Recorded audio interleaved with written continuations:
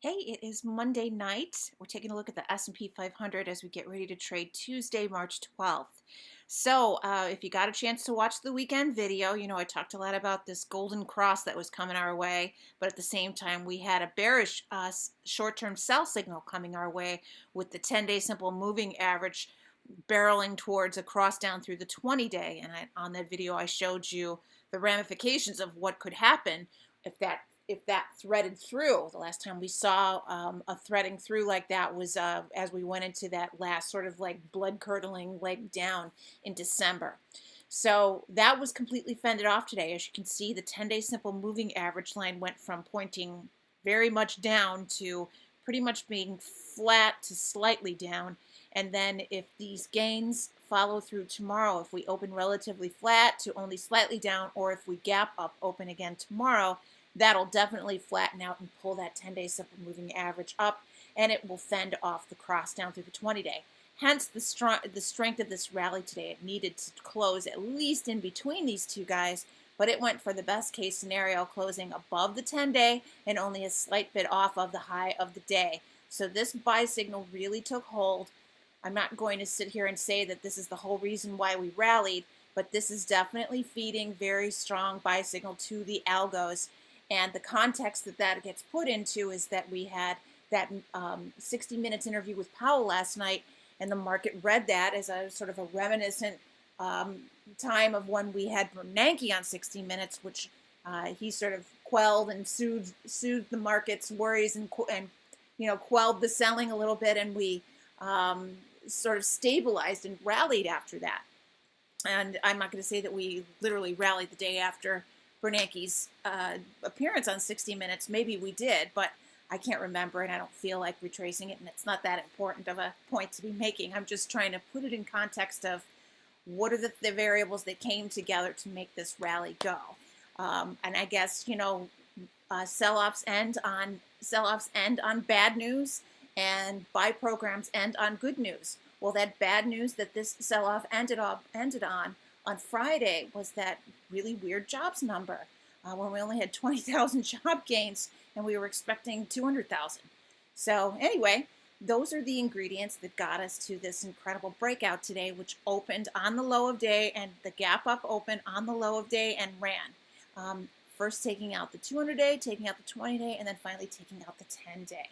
So I've taken off the measured move that I was showing you before on here because we did fulfill it. We traded all the way down to the lower projected move. In fact, we even traded down through it. That move was projected to get us down to 27.3650, and we got down to 27.22. So we got down there and then some. So since that worked so well, let's try and look for a move that would take us up a little. And in that case, let's see what would happen if we were to double up the range on what we've done so far for the month of March. Here, I'm trying to get this into view here. Sorry about that. I had it in view. This is the second time I've recorded this video. Okay, here we go. So if we were to take the range that we've made so far for March, from that high that we made last Monday to the low that we made on Friday, basically the whole range that we traded last week set the range for the month of March. If we were to take this and double it up, we would get up to about 29.1150. Now, in order to get to this, we have to cross the threshold of 28.17. Our high that we came up to last week was 28.1688, and this is versus the still standing bounce high from October at 28.1695. So we're really, splitting hairs over numbers. I think that the next time we approach this 2800 area, we're just going to bust right on through, and we're going to print above 28.17 and hold. And that will be the signal that we could start on a move that could possibly double up from there if all the ingredients in the market remain that we need to have behind us. Okay, so anyway, that's an idea for further upside. But in the meantime, we need to be able to figure out a good entry tomorrow. If for those who never got in on this today and are looking for when would be a good time to buy some calls and get in on this, or if you've got calls and you want to add some more, maybe at a higher strike or something, think about that 28.17 level. Maybe be looking at the 2800s on up through the 2810s. And maybe look to the Friday end of day expiration, because sometimes they'll pull some shenanigans involving monthly outbacks and that round number of 2,800, where maybe they'll try and lock that out for Thursday, and then or we might trade above it now, but then pull back below it for Thursday. But in any case, if you can afford it, try and go for those end of day Friday options now. Okay. And as for the pullback that we need to see happen, okay, our 10-day simple moving average closed at 27.8037, the 20-day at 27.73. These are your two levels in stone here. Now they might drift to a little bit different of a level tomorrow on the open. Maybe the 10-day is going to be a little lower. Maybe it's going to be a little higher. The 20-day is certainly going to be a little higher. Maybe it's going to be up around 26.75, 26.76. So those are your two levels. If we come back down and we hold 27.80 in general, you know that that is your 10-day simple moving average holding. You can go ahead and buy the dip. You can see how we consolidated and built quite a flat right underneath the 27.80 level today before breaking out at the very end of the day. And if that breaks, you can see there was a flat that was built right here along 27.74 to 75, and that rhymes with where the 20-day simple moving average is going to rise up to tomorrow. So if 27.80 doesn't hold, wait for 27.75, 76 to 75.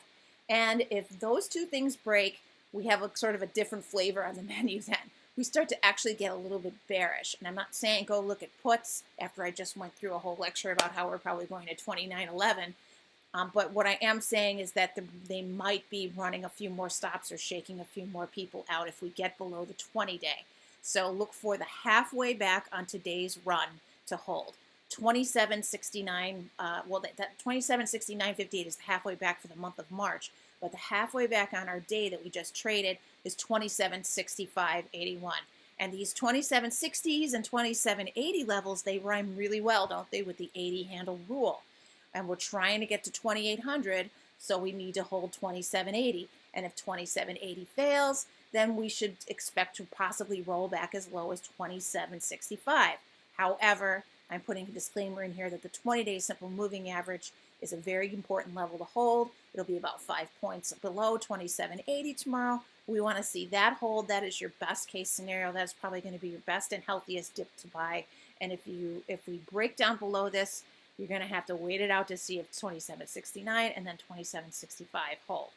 If everything falls apart and this day was a complete sham, if we get that CPI report in the morning and it spooks the shit out of the market, then obviously we will know it when we see the halfway back on the day break.